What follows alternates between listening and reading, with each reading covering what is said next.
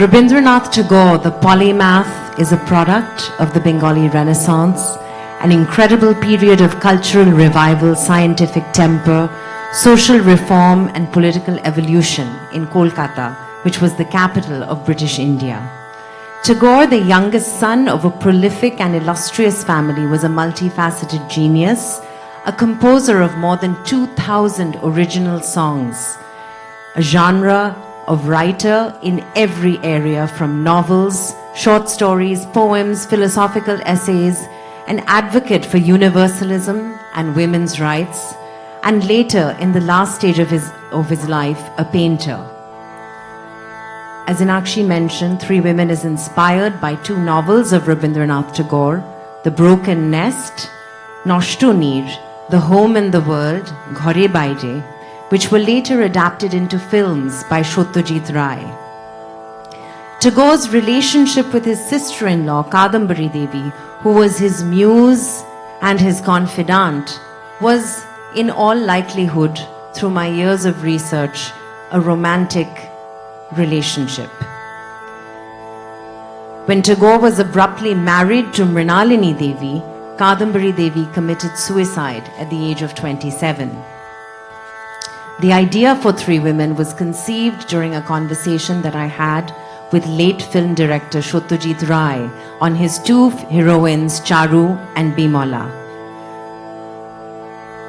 This modern take on these three women is a dram-com and an adaptation of the characters that we've read in literature and on screen. We have brought them to the stage in Three Women for the first time. My deep gratitude to the Satyajit Ray family for the use of these images, to Tehrun Telhilyani for the costumes, to Juhi Chawla, Mandira Bedi, Lisa Hayden, and the many other opening narrators we've had all over, to Ronit Chatterjee for the background score, to my friend Shantanu Moitra for his inspiration on some of the renditions this evening, and to our stakeholders around the world who have brought Three Women to life. My deep gratitude to the Asia Society, to Inakshi Sopti and her incredible team for what a joy it has been to bring this evening to fruition.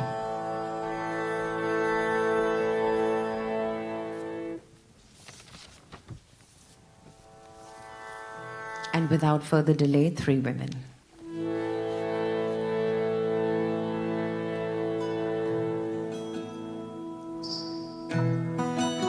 The year is 1871. The city is Kolkata. The house is that of the desolate housewife Charu, whose days are long, filled with dins of silence amidst the sounds of household chaos around her.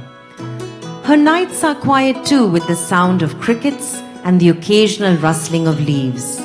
On this twilight evening, where the last trace of sunset has just left, known as Godhuli Lagone, Charu, from Rabindranath Tagore's Noshto Neer, narrates her own story in Three Women. Before she knows it, Charu is unexpectedly joined by two other women. First arrives a modern-day Kadambari Devi, through time travel, the real-life sister-in-law of Rabindranath Tagore, followed by Bimola, the protagonist from Ghore Baire, The Home and the World. Kadambari is a mirror for Charu and Bimola to review, reflect, and eventually reconcile their regrets. Charu sits within the inner chambers of her 19th century mansion, thinking about the cast of characters who shape her life. This includes her parents, her husband Bhupati, her cousin Umopati, his wife Monda, and of course, her brother-in-law Amol. The time is one marked by the furor of the freedom movement, where Bengal is struggling to find its own unique voice against the British Raj. Patriotic songs are sung, Sanskrit hymns are read, and literary verse is recited to bring inspiration and clarity to the struggle at hand. And alongside that, there is another very quiet movement occurring. Behind closed doors, away from the street protests, away from the march of drums. This movement is about the humdrum of regrets being reconciled and hopes and dreams being discovered and in some cases renewed before it becomes too late.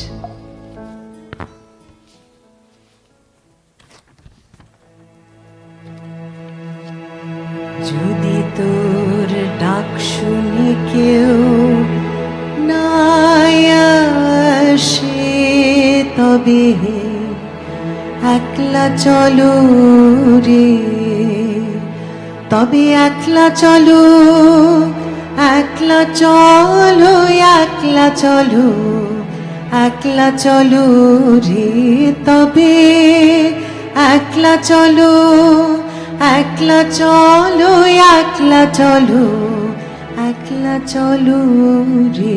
যদি তোর ডাক শুনে কেউ না আসে তবে একলা চলো রে।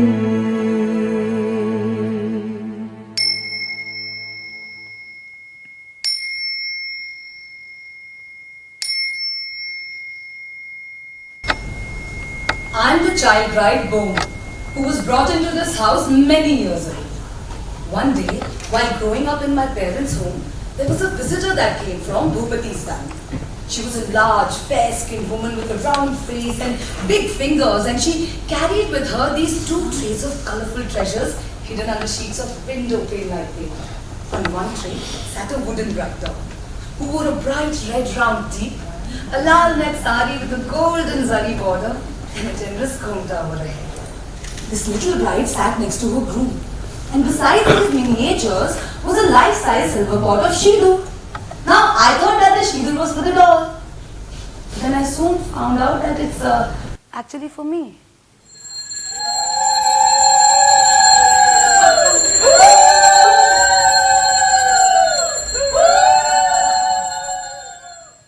The next thing I knew is that I exchanged garlands with Bhupati, a young man with a beard who seemed quite a bit older than me. Soon I was getting prepared to leave everything I knew about my life in this small town where my parents, my cousins, my friends, and the entire fabric of my life was as I'd known it, to fulfill my parents' dream of becoming a bride in this opulent house in the big city of Kolkata, which I'd heard was majestic in every way. Yet I would soon realize it was all so very terribly lonely.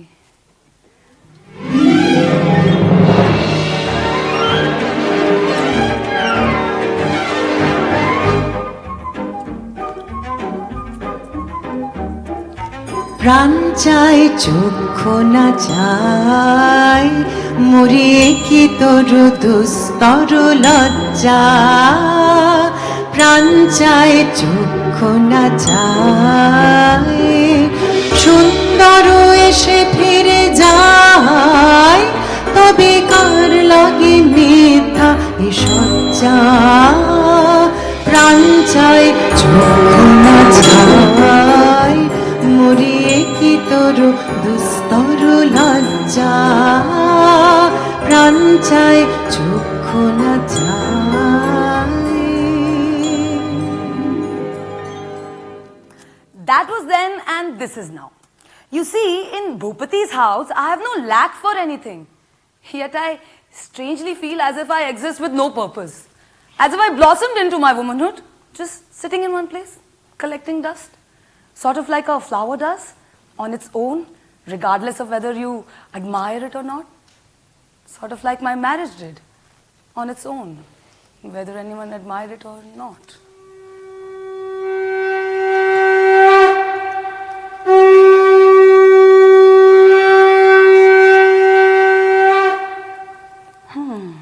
Yet, within the isolation and loneliness of this household, I created a world of my own, with books. A fantasy world with heroines from the novels of writers like Bankim Chandra, with their coal-lined, almond-shaped-eyed women with their long tresses of hair living their dreams of love. Some fulfilled, others not. I strangely felt so at home within this world of longing and this constant dull heartache, for all I wanted was to touch and feel this pain and just make it my own, just close my eyes and wake up to this feeling? The irony was that I was already in love, just with the wrong person. Wrong person? In love with who, Charu? Who is this? And who are you, Charu? Who are each one of us, really? Forget knowing others. How well do we even really know ourselves? Please tell me who you are. I am a voice you will not recognize. A voice from the distant past. I am Kadambari. Kadambari Devi? The sister-in-law of the great Kobi Guru? How is it even possible that you and I are actually having a conversation? And exactly where did you even come from? And how do you even know me? Oh God, this is also bizarre. No. Is this you? Are you really here? Or are you a ghost? Never mind all of that. Experience has its merits, my dear Charu. Your story, written by Rabindranath Tagore, was based on my life. And sadly, its mishaps. Now, learn from my misfortune and guide yourself more wisely. Misfortune? What misfortune? Oh, you mean the opium overdose that led to your untimely demise. But before that, Kadambari Devi, you had everything now, didn't you? You were the great muse of Rabindranath Tagore. His deepest symbols of love and longing were portrayed through his songs, poetry, paintings, and novels all about you. Your story is a reflection of my shadow, Charu. All these tender creations you speak of all became my ghosts long before I even turned 30. So, I urge you to create a different ending for yourself. Whatever you wish for. But remember, you must be the architect of your own destiny. But what destiny do you speak of that I should be the architect of? And honestly, why exactly are you here? Oh, well, that is a good question, I suppose. You see, at this point, I don't really have any more duties in the Thakur body, and I can't really change anything about my destiny because that part, as we all know, is over. So, I have decided to take a sabbatical from the razzle-dazzle of the 21st century with its fast cars, city lights, and cosmopolitans. To come back here so that I can help you, Charu. You see, I don't want you to fall into the same abyss that I did, like I said. You must be the architect of your own destiny. Architect of what destiny, Kadambari Devi? How can I do any such thing when he whom I long for doesn't even know that I exist? He puts my feelings to shame every day with his indifference. Who is this? Your husband, Bhupati. No. The man I love. Ah, let me guess. This must be your brother-in-law? Yes. How did you know? I mean, what? Amun? So predictable. And a reflection of my story. Remember, Charu? I suppose. I mean, how strange. But this indifference you speak of is all a charade. In the end, it's a world of games between men and women. But tell me, what do I do, Kadambari Devi, if I may call you that? Here is this glorious life, yet I feel so trapped. I'm imprisoned behind these gates in this life, which is so ornate from outside, yet so empty from inside. Bhupati has no time for me. His newspaper consumes him. And my sister-in-law Monda and I share not a thread of common interest, be it English literature, music, or anything. I have no one to share anything with other than him. Fair enough, Charu. Share all you want with him. Be what they call in the 21st century a sounding board. You be his, let him be yours, and you carry on with the rest. But I love him. Oh, you love him! What is love, my dear girl? Love. Love is what I feel for him. My every breath is consumed by thoughts of him. How lyrical. And where is this grand love story of yours unfolding, huh? I mean, Rabindranath and I, or Robi as I used to call him, would spend all our time ducking the suspicious stares and the disapproving glances in the long, dark hallways of the Jorasapo mansion. Where do you and Amol spend your time? Away in the gardens like Robi and I did? planting our groves of trees, flowers, placing a swing, and dreaming of a lake. আমি চিনি গো চিনি তোমারে ও গো বিদেশিনী তুমি থাকো সিন্ধু পারে ও গো বিদেশিনী আমি চিনি গো চিনি তোমারে ও গো বিদেশিনী তোমায় দেখেছি শারদ প্রাতে তোমায় দেখেছি মাধবী রাতে তোমায় দেখেছি হৃদি মাঝারে ও গো বিদেশিনী আমি আকাশে পাতিয়া গান শুনেছি শুনেছি তোমারই গান আমি তোমারে সপেছি প্রাণ গো বিদেশিনী আমি আকাশে পাতিয়া গান শুনেছি শুনেছি তোমারই গান আমি তোমারে সপেছি প্রাণ গো বিদেশিনী ভুবন ভ্রমিয়া শেষে আমি এসেছি নূতন দেশে ভুবন ভ্রমিয়া শেষে আমি এসেছি নূতন দেশে আমি অতিথি তোমার দ্বারে ও গো বিদেশিনী मैं तो जानी पहचानी मेरी ओहो विदेशिनी तुम सागर मन में रहती हो ओहो विदेशिनी আমি চিনি গো চিনি তোমারে ও গো বিদেশিনী তুমি থাকো সিন্ধু পারে ও গো বিদেশিনী আমি চিনি গো চিনি তোমারে ও গো বিদেশিনী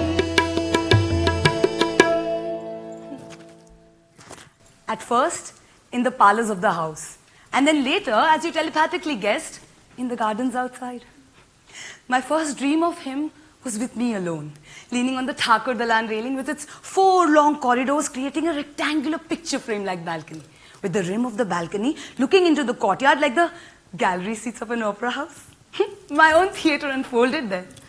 Dreams that began with intricate wrought iron panes of flowers soon turned into colorful panes and patterns in my mind like a kaleidoscope.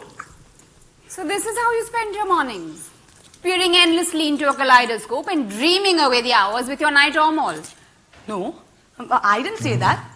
I would maybe spend an hour every morning just observing the morning transactions of entering milk bottles, bread loaves, and eggs with these brass binoculars that Bhupati got me. And because they help me to see more. And then I would look through the books in the shelves of the parlor and read Bankim, Bankim, Bankim. Some days when I peer through the glasses, there's a little entertainer with a monkey on a rope playing the hand drum that beats to the second hand of the clock, resonating with the chores, humdrum and routine of the household. Oh, so variety is the spice of life as you move between the binoculars and the kaleidoscope. Fascinating. But tell me, where is Bhupati during all of this? Who? Oh, Bhupati. He's hiding behind his newspaper most of the day. No, you see, Bhupati is a loving husband, but he just doesn't have time for my whims and wishes. He's consumed by his newspaper, The Sentinel, an outcry against the British Raj and a need for a Bengali uprising. He grew up with a flair for English literature and public speaking. Political leaders showered him with great praise for his power of expression. Therefore, he jumped at the suggestion of my cousin Umapati to start this newspaper, and soon the Sentinel became his passion that fueled his day and night. A muse that I would soon find out was completely outside of me. But does Bhupati know how alone and isolated you are? I suppose he does. He even once asked me, Charu, tumhar boro eka ka lage na? But what can he do for my loneliness, Kadambari? Bringing Monda is hardly a solution given that she and I share nothing in common and her day revolves around weaving these spices for her pan leaves. She doesn't even know how to read, much less read something that would interest me. But at least Bhupati is trying to understand you and appease you by finding a solution to your loneliness. Which is a lot more than I can say for my husband Jyoti, who wasn't even aware of my misery. I was ostracized for my dark skin and made to feel like the household help. Because I was the daughter of a lowly Tagore estate clerk. I was the sickly, barren daughter-in-law who was unworthy of her brilliant husband and his exalted family. Anyway, I won't burden you with any of those unfortunate details, but tell me, Charu, is your situation with Amol different from mine with Robi? And for your sake, I certainly hope so. Oh, Kadambari Di, Amol arrived like the unseasonal Kalboy Shaki star. He had just graduated from college and arrived back into the household to fill this parched thirst. We look before and after and pine for what is not. Our sincerest laughter with some pain is fraught. Our sweetest songs are those that tell of saddest thought. Shelley. Love at first sight. Was it, Charu? Well, I knew him since I was a young bride. But this time it was as if I was meeting him anew. His laugh became my hope that there was something beyond these walls, these rooms, these barriers. We started spending our days together at first in the parlors of the house with Monda around. But then later in the gardens outside where we would be alone. We would chit-chat about all the novels we liked or didn't, and most of the time he was just giving me a hard time about one thing or the other. Bhutan, are you a Prachina, a woman of yesterday, or a Nobina, a woman of today? I would keep looking into the book that I was reading and utter in an irritated tone. A Nobina, of course. What a silly question. Are Monda Bhutana to me?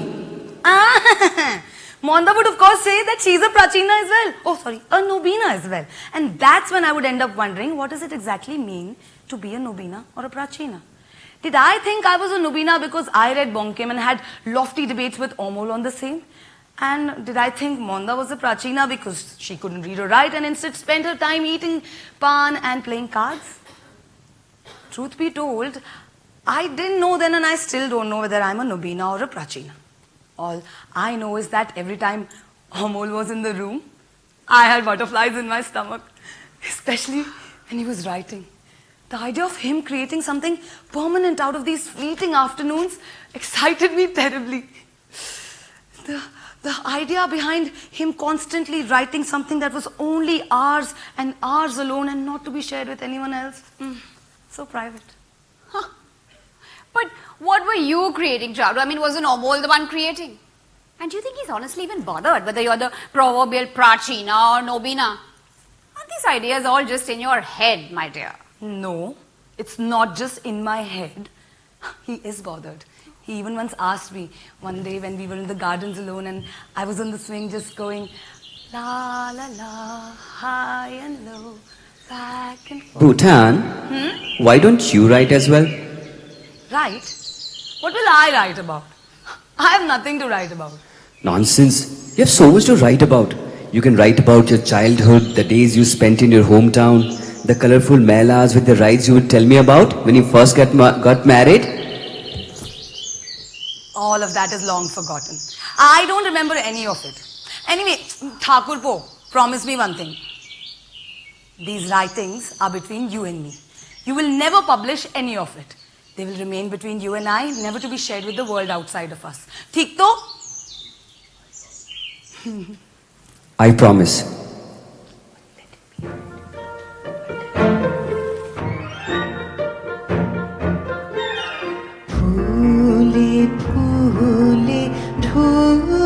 Dhole काहे की बा मृदुबाए तोटिनी इल्लोलो तोले कल्लोले चली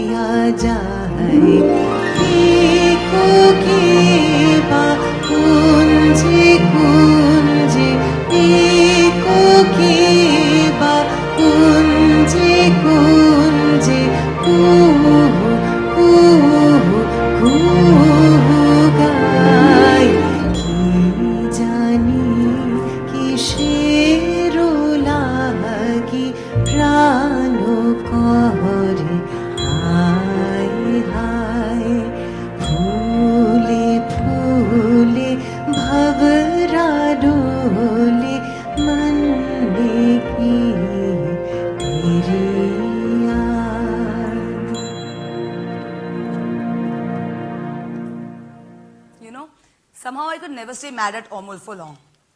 Except for that one afternoon when everything unraveled. Why?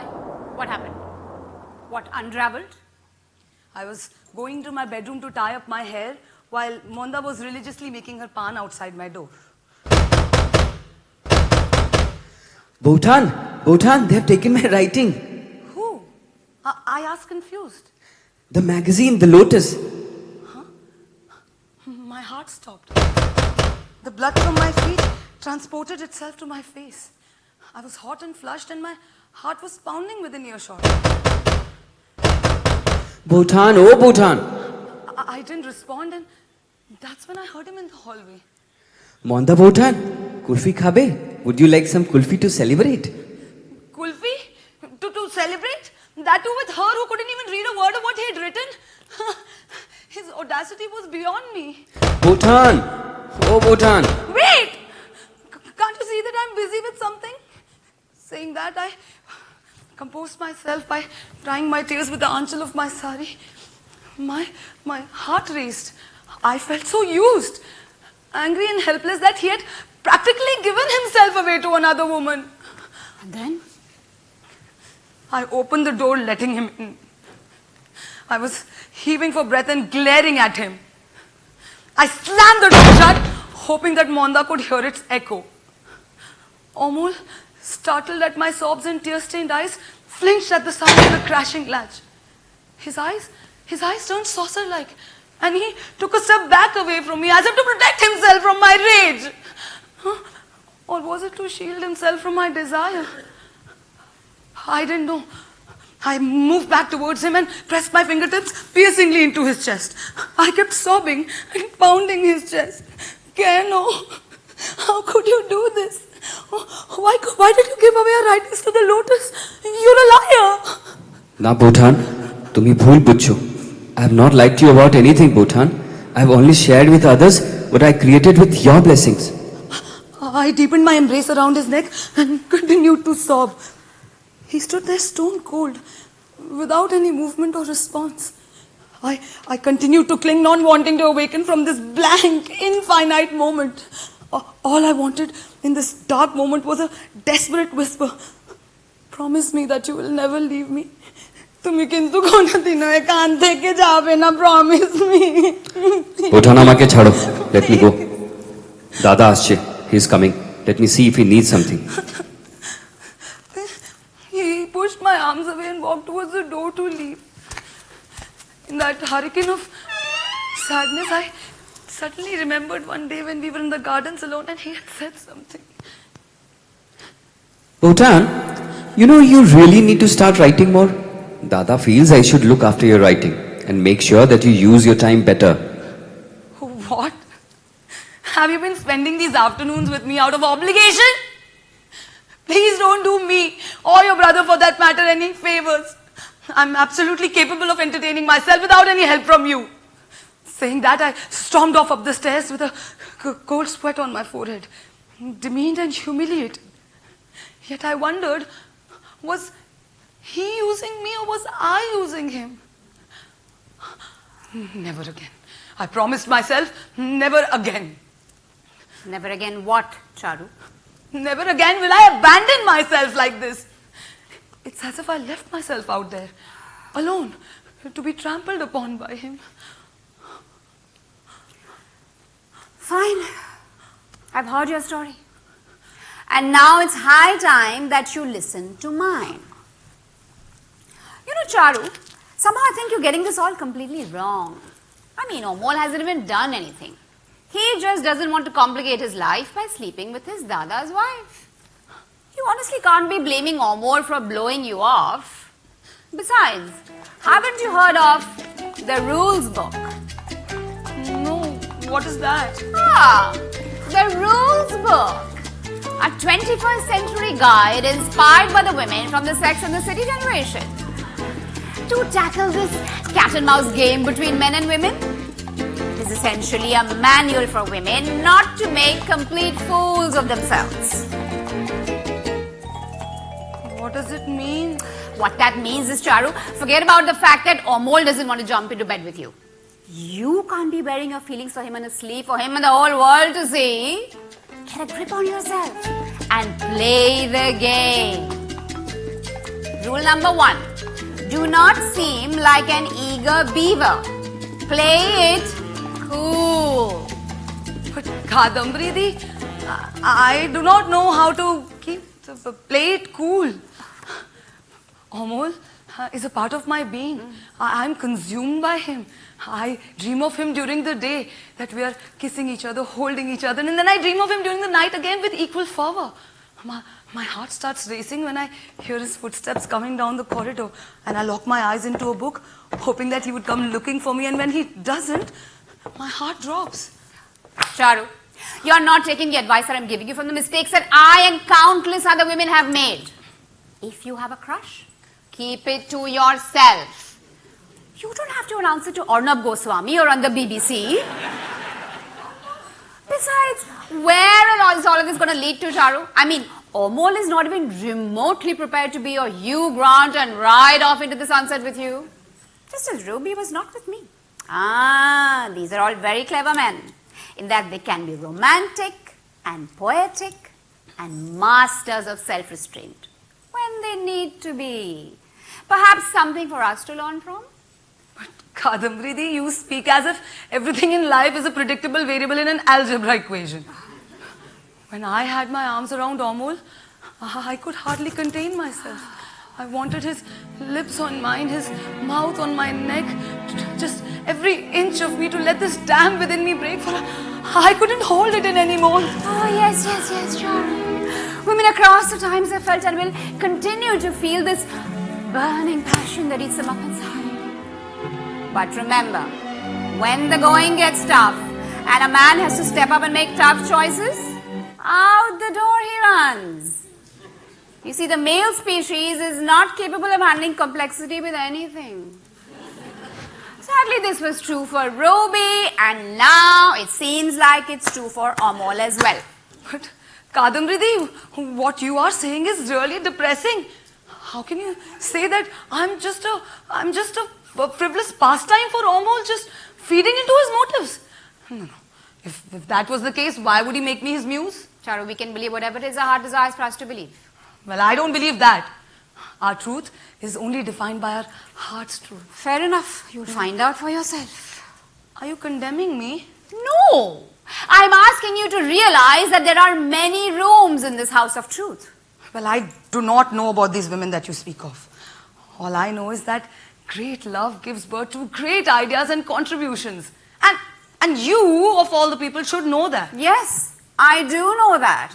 I was Ruby's greatest muse and love. Yet, when the going got tough and his father Debendranath asked him to get married, what did he do? Off he went and married Miss Mrinalini without even once looking back. It was as if marriage to this young girl whom he had barely seen or met was the next logical step to his life. And everything that we had shared, forgotten, overnight. In fact, it all abruptly changed. No longer did he wake up in the mornings and meet me in the Thakur Dalan to share with me the poem that he was working on for that day. Instead, he spent his mornings behind locked doors with his new bride. And their morning tea and breakfast taken behind closed doors for private consumption. Oof. Poor Robi Babu. Do you blame him, Kadambari Di? I mean, he was the younger brother of Jyoti Da, who was married to you. How could he overstep his Dada, who was the anchor of their family? Yet I can see how devastated you must have been that he didn't even try. And now it all makes sense why you just lost your marbles and popped it. But I do not want to end up like you, Kadambari Di. So you tell me, what do I do? What I suggest you do is find yourself some of this 21st century anti-anxiety drug called Xanax, which soothes the nerves, helps one carry on full of gusto. Now, what is this and how do I get a hold of it here? Good point. In my time we had opium, but it was terribly addictive. And One could fall over the tipping point, much like I did. But these modern drugs like Xanax and Zoloft are better suited to treat these conditions. And what condition is this? Oh, love sickness, darling. Acute love sickness that paralyzes the frontal cortex of the brain and leaves one in a deep sense of delusion, where one's thoughts and aspirations disconnected from reality. Wait, are you suggesting I'm disconnected from reality? Absolutely. It happens, right? To the best of us, when we convince ourselves that we have fallen in love. Learn from my story, Charu. A tempestuous love like yours will either explode or dissipate into nothing. Or worse, leave you feeling empty like a vessel. You have got to learn to rely on you, Charu. Find that potence within you. No one is expecting you to spend your days making pan or cooking every meal like your cousin Umapati does of his wife Monda. No. Nurture your talents. Become something. A pioneer in your time. Well, I suppose Bhupati was quite proud when his newspaper colleagues showed him my piece that was published in the Lotus. See, there you go. But I only did that to spite Amol. Because I wanted to show him that I too can get published at the drop of a hat. I mean, he's not so special.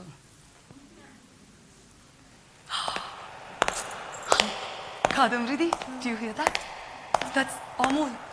I'm sure he's looking for me. I have to go. I'll see you later. No, wait, Charu. Charu! Wait!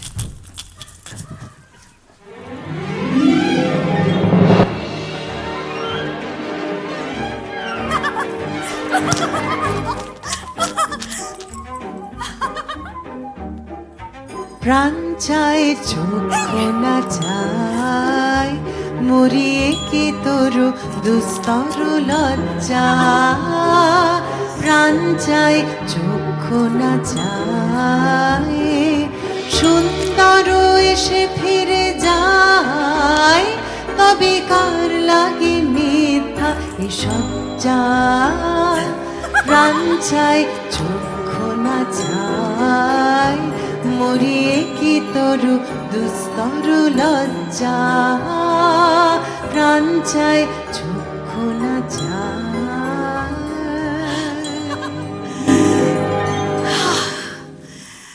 But it is an irresistible journey.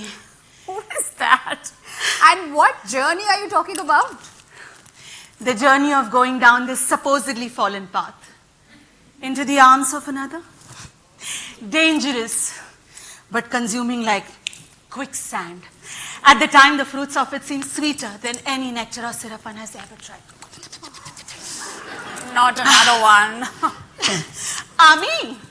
Ami Bimola, ঘরে বাইরে থেকে, from the home and the world. I am, or rather I was, the devoted, loving wife of the forthright and honorable Nikhilesh.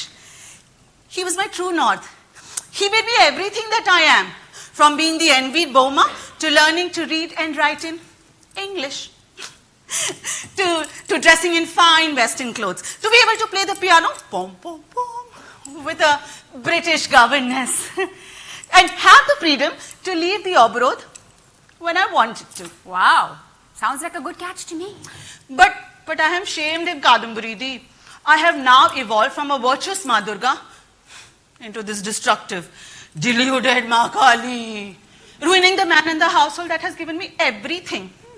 I've tarnished it all and have become this intoxicated, drunken, Shakti goddess for Shondeep.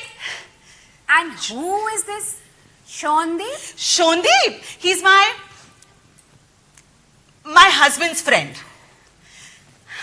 He is a patriot, a true nationalist who will bring us deliverance towards this new India to be. You know, Shondeep has somehow convinced me that I am the female embodiment of this movement and that I am Shondeep's and this nation's true north.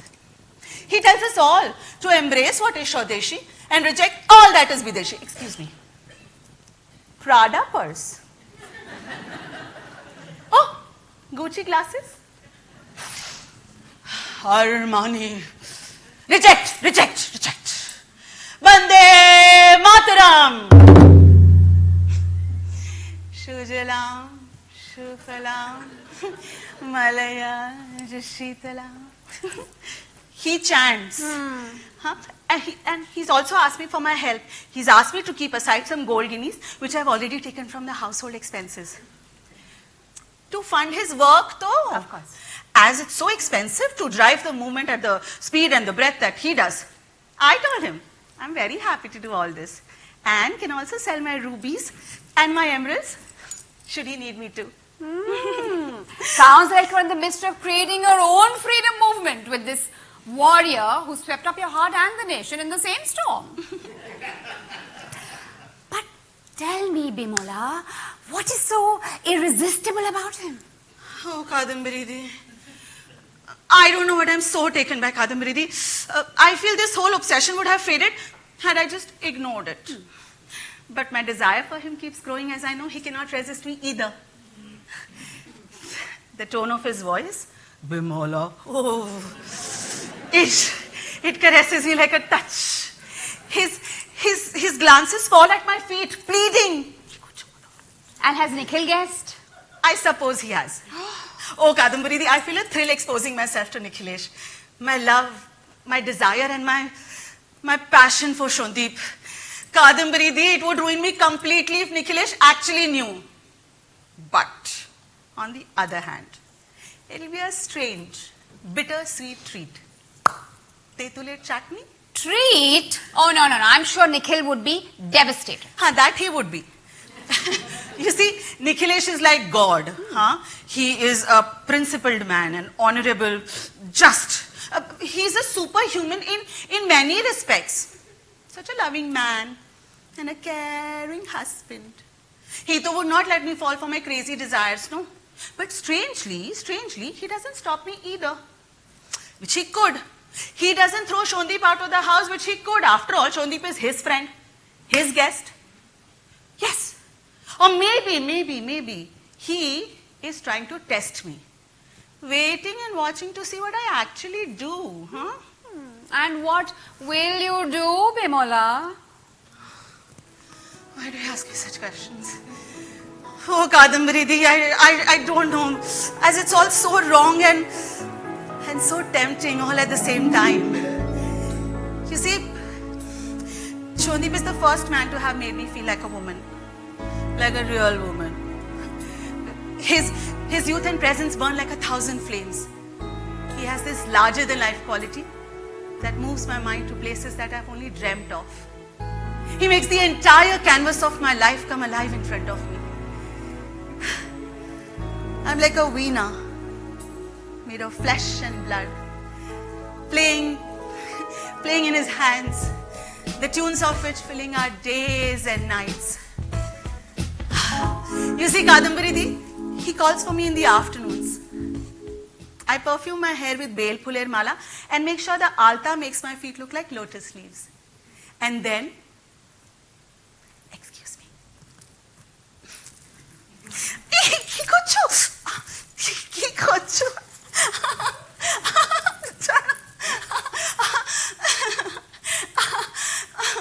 Chado na. Chedo na. His breath and being touching me, caressing me, satiating me, possessing me like nothing I could ever imagine.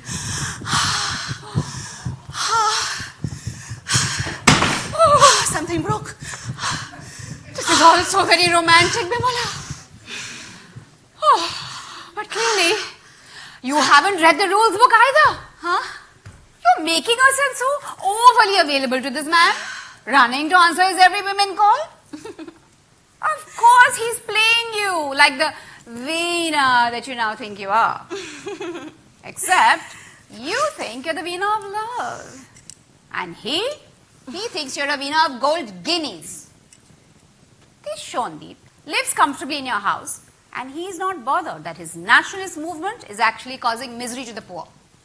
They can't afford these expensive Swadeshi goods, and instead they have to make do with the cheaper Videshi goods. I mean, what kind of nationalist movement is this?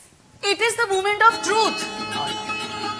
The truth of the nation must be seen as one cause, by one people, with one mission.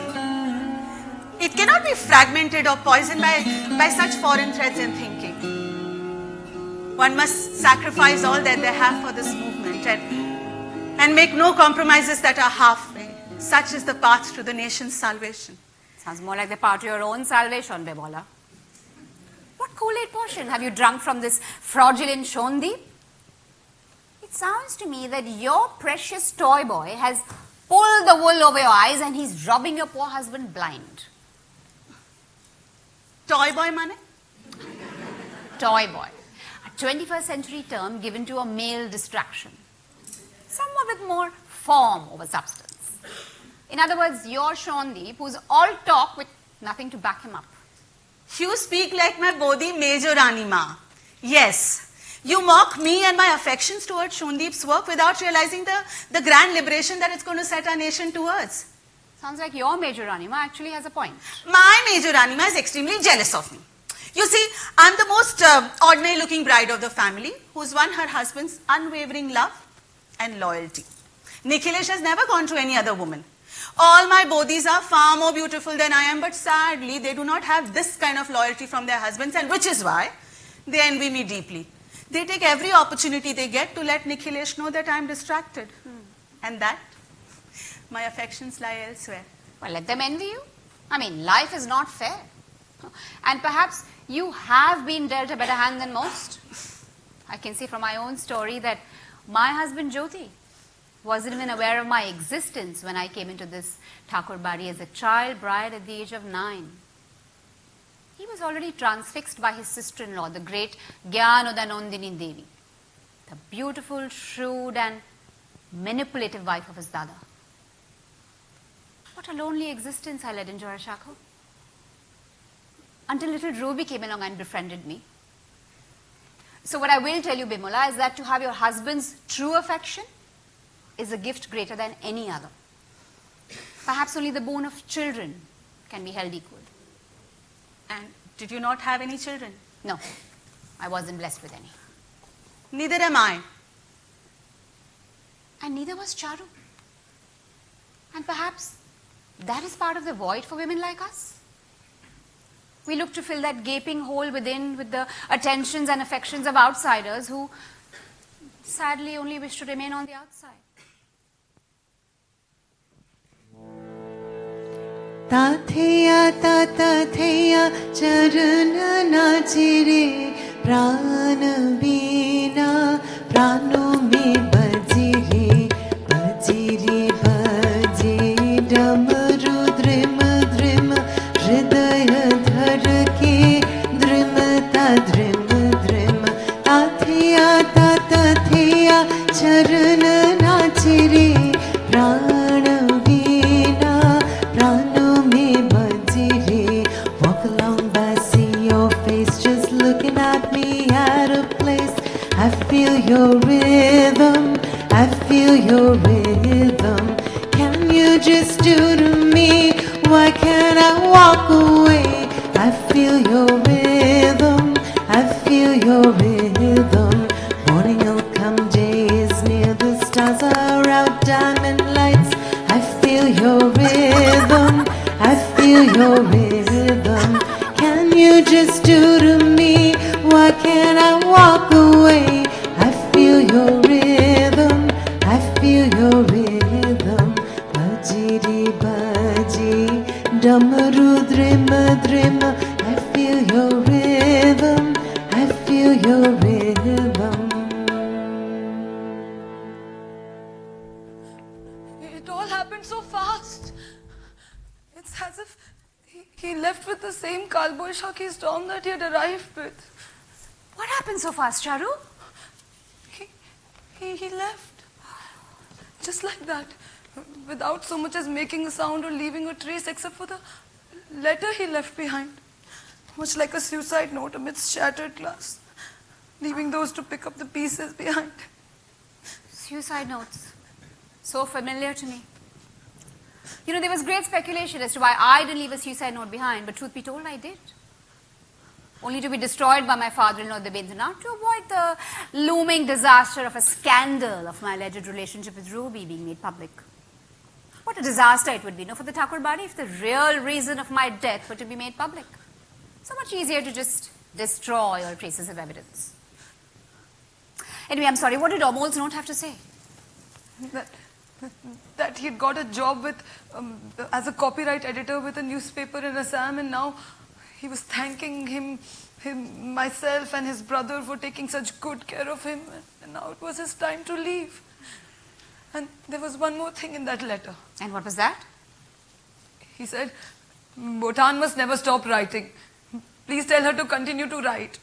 That is the best possible advice he could have left you with, Charu. But write what, ha Kadambridi? My world has just shattered. Ended as I know it. To add to that, Bhupati walked in on me sitting on Amol's bed and saw me crying. Oh, and what did he do? Nothing. He just walked away with loud stomps to the other end of the Thakur Dalan, leaving his footsteps to echo in the air behind him. But what does this all mean, Charu? I mean, you must be mortified that Bhupati now knows. No. I'm strangely relieved. Relieved? A burden has been lifted. I can now be what I am. I don't have to pretend anymore. This whole show, this facade, it's all over. Now I guess he can either take it or leave it. And should he choose to leave it? I mean, there is a 50-50 chance that it can go either way. He should do what is right for him. Whatever he needs to do to find relief from his grief. And what about your grief, Charu? What do you get if he leaves? You'll have neither Amol nor Bhupati, and will you be all right with that? Well, I suppose that's becoming the likely scenario now, isn't it? Well, like I said, in the end, it's a world of games between men and women, and who wins is up to you. But what will be different if I stay with him now, Kadambridi? We both will have to live with the embarrassing truth of knowing that Amol sits in my heart. And why should I be ashamed? I haven't done anything wrong. It's not my fault that I didn't get the love I wanted from my own husband. Should I be so severely punished for it? My only sin is that I've lived in denial and not lived my truth. I want to escape these shackles of the Obarod, Kadambridi. These shutters, these curtains, I've remained behind. And what about Bhupati?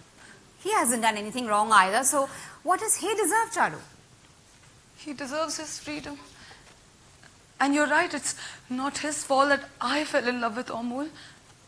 He probably feels just as caged in as I do. God only knows that he thinks of me as some petulant brat because I'm not demure or accepting like Monda, who would just be grateful to exist in my life of opulence. These times are not for me, Kadambridi. I want to fly away like a bird, like you did, and arrive in a different time where there's a Xanax-like remedy for everything. Somewhere, someone will understand what Amol and I share, na? Huh? Somewhere.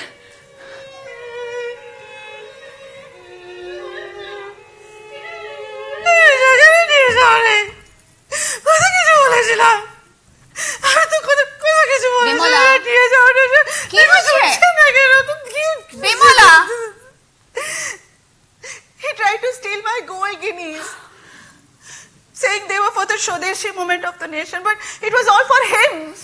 It had got nothing to do with any movement but himself. Sugarer Bacha. His assistant Amala told me everything. But was it only your money he was stealing, Bimala? No. He was stealing my sense of pride, my sense of normalcy. But thankfully, it's all in the past now. Thankfully, he's left and gone back to some new town to continue with his work of furthering his movement, escaping from all the mayhem and the bloodsheds and the riots that he's left behind here. Where is Nikhil? Nikhilesh left on the horseback to stop the riots.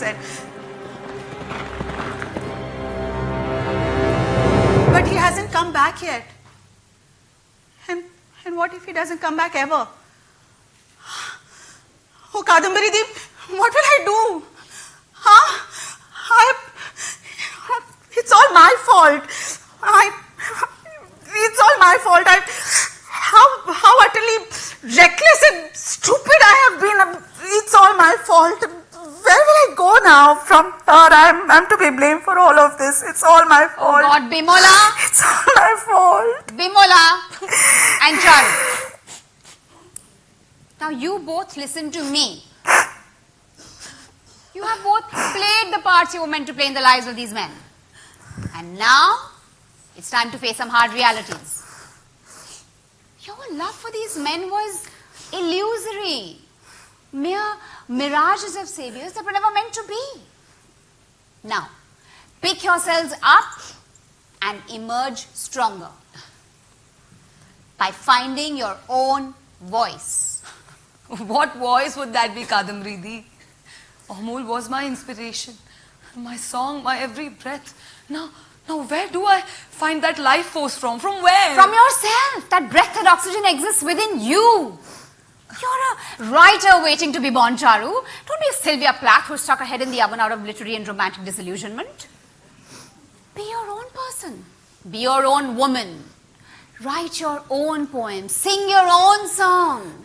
And what story will I tell, Kadambari Di? I have no great talent to turn to. All my Shakti came from Shondeep. He believed in my powers, my aura. He made them real for me.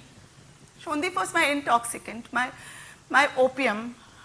With him around, I could conquer it all, not just as the Shakti force and goddess for the Swadeshi movement of our nation, but that of the entire world. And now I'm nothing. I have nothing. Wrong. You have everything, Bimola.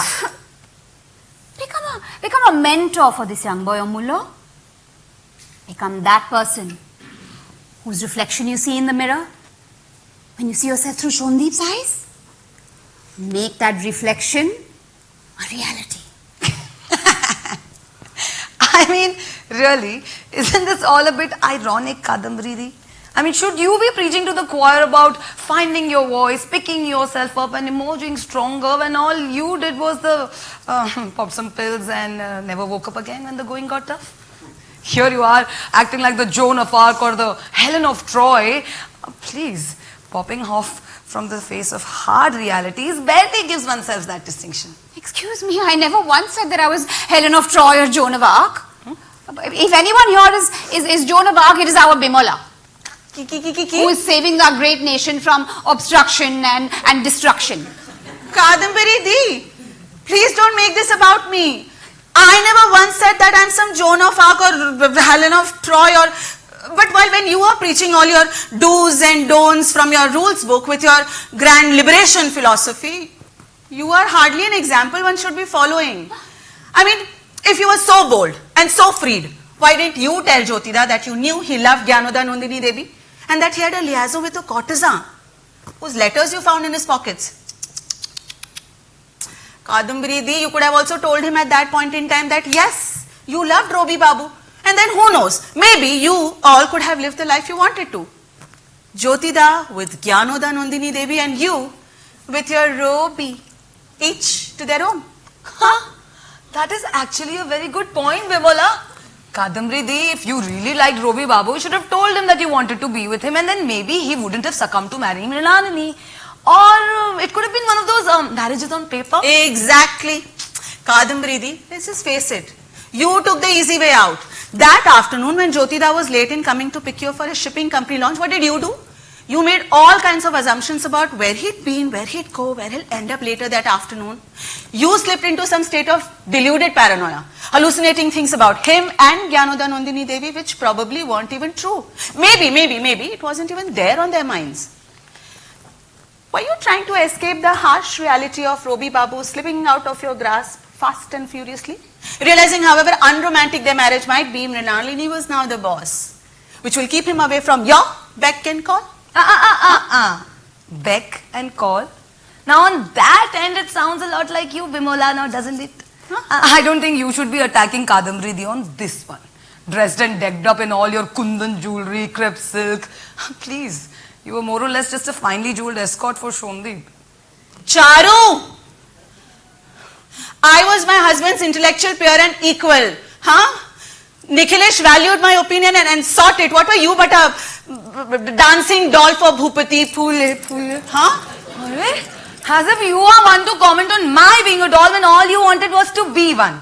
All you wanted was to be considered pretty by anyone, be it your Michuranima, your Shondeep or your Nikhilesh. Adorning yourself with all sorts of accessories all day long, hoping that someone somewhere would tell you that you're beautiful because in your heart of hearts you knew you weren't. When you have a lot here and here, a little bit extra here is just a bonus, my dear.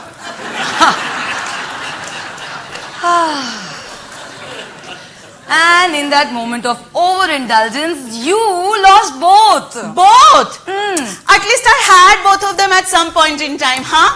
Both Bhupati and Amol thought that you had the brain and maturity of a jackfruit, mane kathal.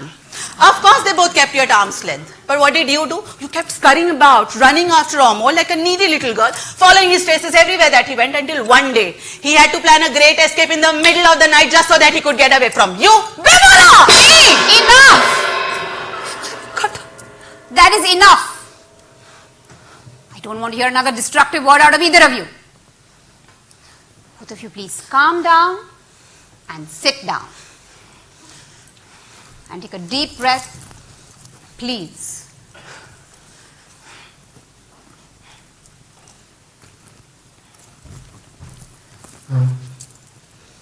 As for me, you are both wrong.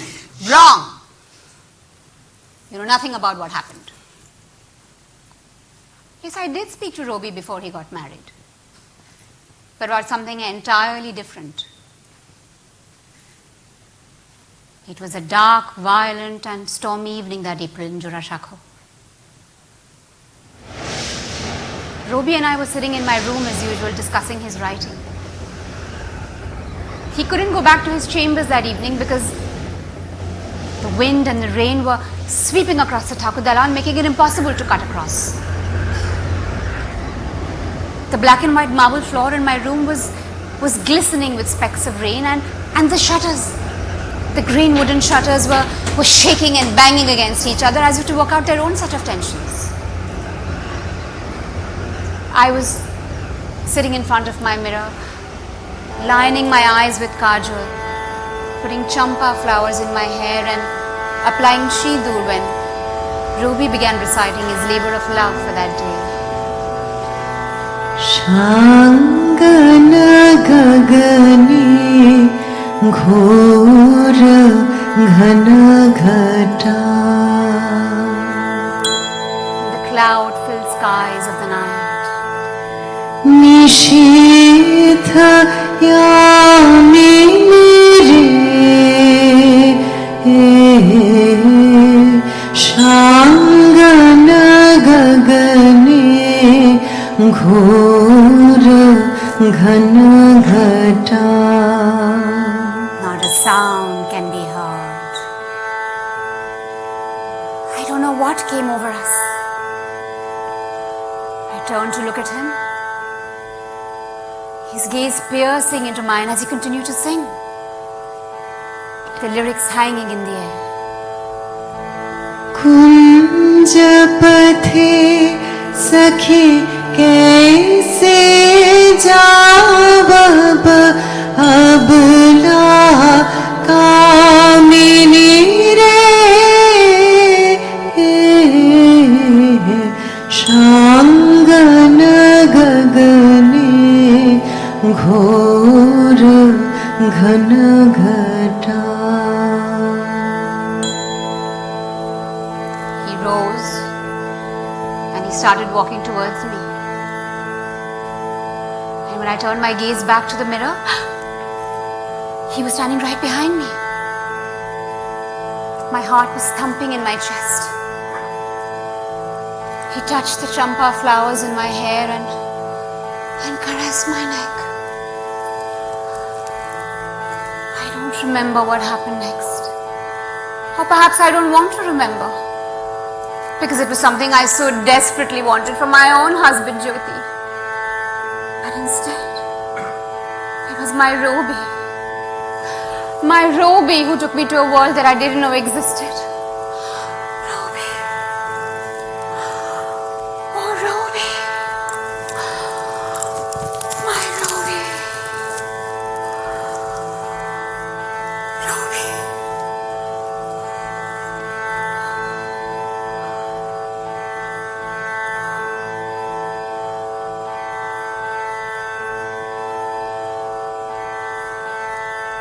2 days later, I fell sick. Again. I could barely keep any food down, and as I dragged myself through my household chores, my shrewd sister-in-law Gyanoda sharply observed, "How strange, now you seem to be ill all the time." Why wouldn't I be? I could barely sleep. I would wake up in the middle of the night with nightmares of my father-in-law Devendranath forcing me out of Jorashakho in the dead of the night. While my sisters-in-law tacitly watched, so no one would discover my terrible secret. But I knew. I just knew. It was what I had dreamed of all my life. A child. My child. Me, the sickly, barren daughter-in-law, taunted by all. "Is that your child?" Yes. I now have a heart beating within my own. I couldn't wait to tell Robi this wonderful secret that would bind us together forever. We would be strong in our defiance against the family, and we would build a life together. But when I told him of our joy, he could promise me nothing. He looked at the black and white marble floor and he said, Notun Bhutan, how can I ever do this? How can I make this bond between us anything more than what it is? Leave these walls of Jorashakho? Make an alternate life outside of the family? No. There is no option but for you to raise this child as yours and Jyoti does. It can never work, Bhutan. It can never work. I heard those words again and again in a cold sweat. The shutters banging against the wind. It can never work. It can never work. And as I lay there alone in my bed, imagining Jyoti with Gyanoda, Nandini and Robi, my Robi with Mrinalini, my ashes on the shores of a Ganga, floating away on a Nauko,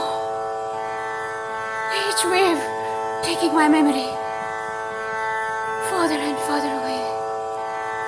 For it can never work. It can never work. It can never work.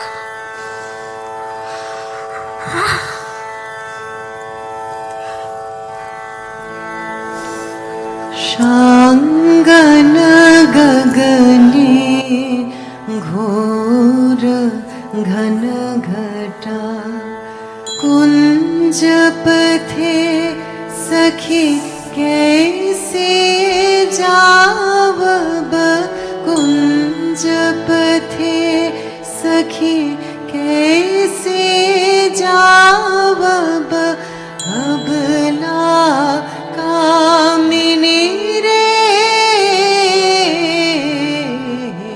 shangana gagane ghor ghana ghata. Fast forward 2 centuries into the modern day. The earlier barriers of the Oborod have dissipated. The relentless steady passage of time through the hours continue only much faster than it did in Charu's parlor 2 centuries earlier. Dreams, delusions and destinations try harder to keep up. Charu, Bimala and Kadambari meet again in this modern day, with Kadambari remaining a conscience and mirror for both.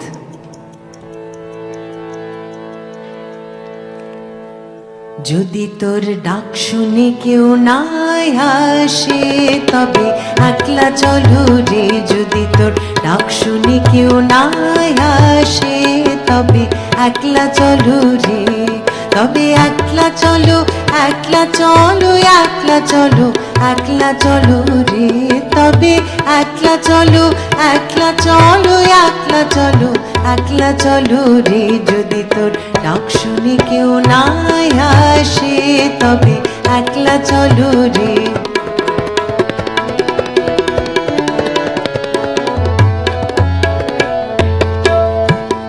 যদি কেউ কথা না কয় ওরে ওরে ওয়া ভাগা, কেউ কথা না কয়, যদি কেউ কথা না কয় ওরে ওরে ওয়া ভাগা,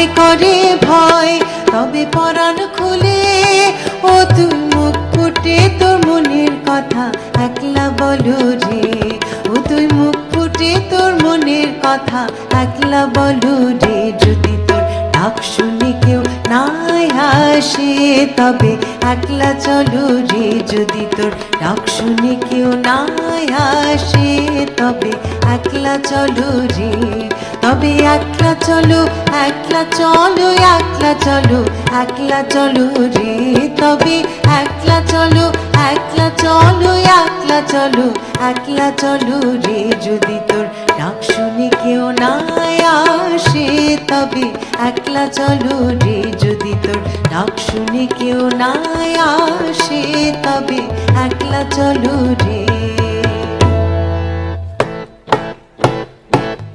They don't answer your call, turn and just face the wall. Don't be afraid, walk alone, walk alone. Leave you out in the cold, no light in the storm. Don't be afraid to walk alone, walk alone. Feel the thunder of pain, burn like a flame. Ignite your heart and walk alone, walk alone. Open up with your mind, speak out and you'll find over the thorns you walk alone. যদি তোর ডাক শুনে কেউ নিরে গা রে গা মা পা, সা সা সা সা নি ধা পা, নিরে গা রে গা মা পা। Don't be afraid to walk alone, walk alone. Bara para, baru bara, bara para, baru bara, para pa pa pa, para pa pa pa, para pa pa pa, para pa pa pa, para pa pa pa pa pa, para para para para, para pa pa pa pa pa, para para para para. Don't be afraid to walk alone. अगर कोई कुछ ना बोले, अरे अरे अरे ओह बेचारा कोई कुछ ना बोले, अरे अरे अरे ओह। अगर सभी रहे मुंह फेर के सभी ही डरे, अगर सभी रहे मुंह फेर के सभी ही डरे। যদি তোর ডাক শুনে কেউ নিরে গা রে গা মা পা, সা সা নি ধা পা, নিরে গা রে গা মা পা। Don't be afraid to walk alone, walk alone. Bara para, baru bara, bara para, bayu bara, para pa pa pa, para pa pa pa, para pa pa pa pa pa, para para para para, para pa pa pa pa pa, para para para. Don't be afraid to walk alone, walk alone.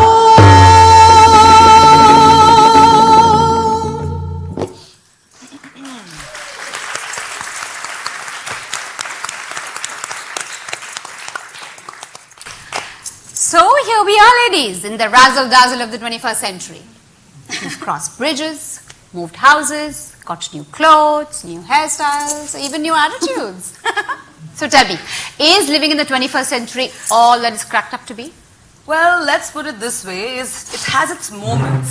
There's the jet setting, frequent flying, chick flicks, Sunday brunches, sundowners and boomerangs. Let's take one. One. I'll send it to you guys. But in the large scheme of things, I don't think much has changed. What do you mean? I mean, women are still struggling with the same demons as they did before. In my time, women worked overtime to keep everyone around them happy, be it their husbands, their sister-in-laws, and in some cases, their brother-in-laws. Living in these large mansions to represent the glory of an era, yet completely discouraged to live for themselves.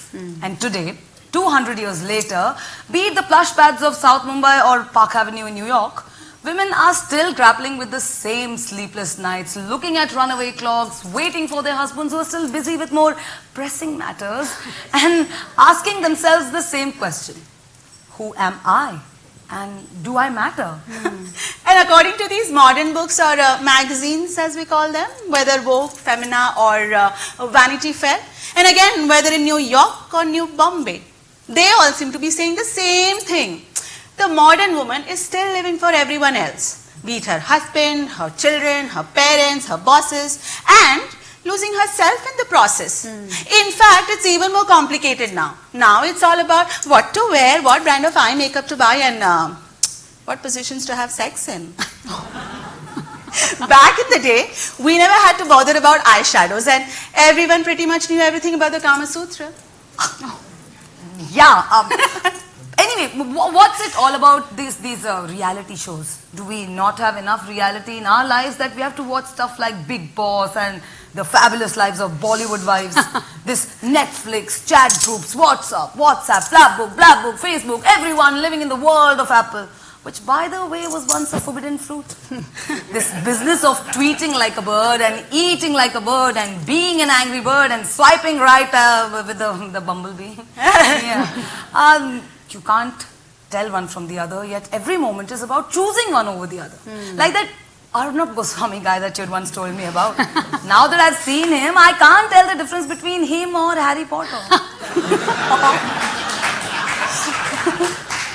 Indeed, it is far more complicated now. It is, Kadambari Di, and today's men are just as self-absorbed as they were back then.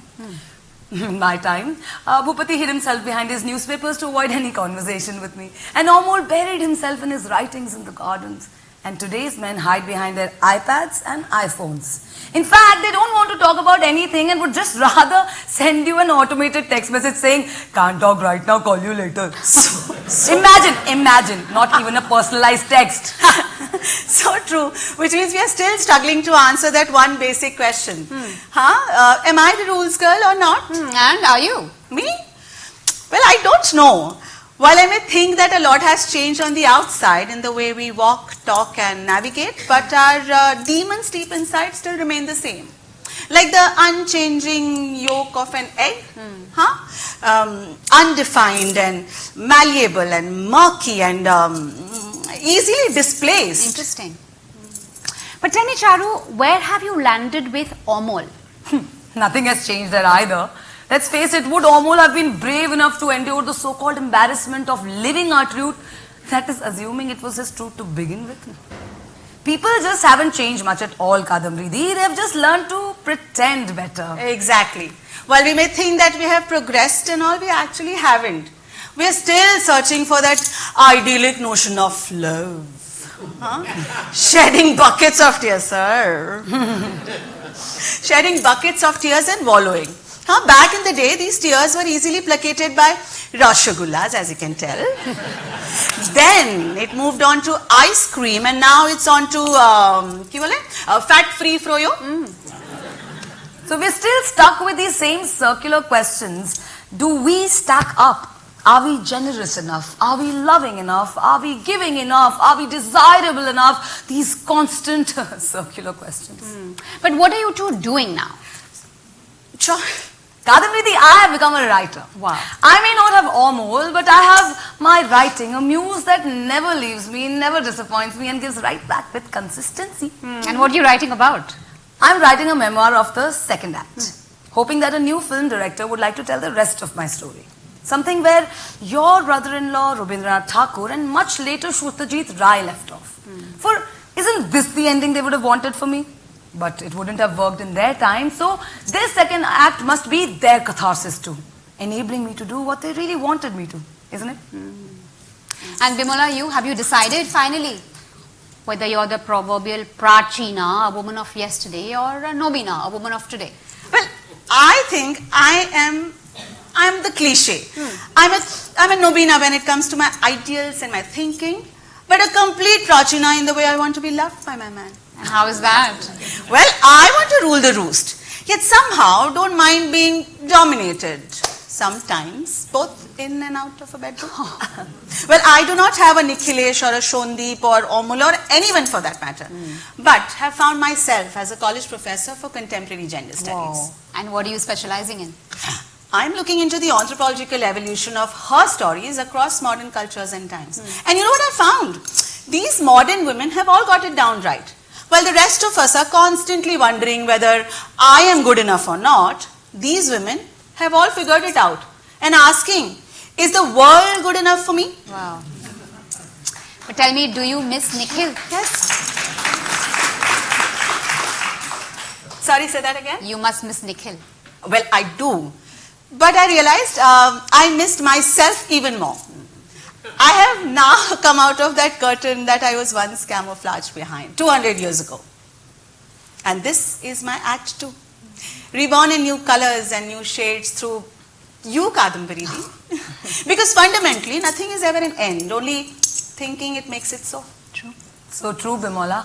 Kadambari Di has given me this new lease of life, this new beginning as well. The challenge remains with us to keep these flames burning like embers and not setting a flame to ourselves in the process.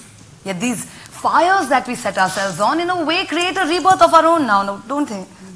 Anyway, Kadambari Di, what about your rebirth, your second chances, your flames? Well, flames I don't know about, but my second chance was to realize that I didn't have all the answers, although I thought I did. My second chance was through you, through your new stories, your new beginnings, because ultimately we don't have to choose between being a Prachina or a Nobina. We can actually be both. And whether you were a figment of my imagination or I of yours, you made me realize that my grief was not in vain. And neither was yours. You see, it was not all as futile as I imagined. All those novels, poems and songs that Robi wrote after me, all told the history of his soul. And you were right. Great love does give birth to great achievement. And then, who knows? Who knows what, Kadambari Di? Along the way with this idea that the greatest love is of the self, where the mind is without fear, where the head is held high, where knowledge is free. Who knows? Just when you least expect it, love might be just around the corner again. ताथैया ताथैया चरण नाचे रे प्राण वीणा कानों में बजे रे बजे डमरू द्रिम द्रिम I feel the rhythm I feel the rhythm Over to our I talented feel writer, the director, singer, rhythm Ishita I Ganguly. feel your rhythm I feel your rhythm I feel your rhythm. Thank you so very much for this beautiful evening. I would just like to introduce our lovely actresses. Prerna Talwar as Kadambari Devi. Prerna's flown in all the way from Singapore to play this part, as she always does. She features in my other production as well, Sundays with Chitra and Chaitali. And she is a very, very accomplished actress with a lot of work in Agatha Christie plays as well. A huge hand for Prerna. Richa Shukla as Charu. Richa is a very talented actress, both in front of the camera and also on stage. She's also involved in a lot of production, does a lot of assistant director work, and this is her stage debut in Three Women.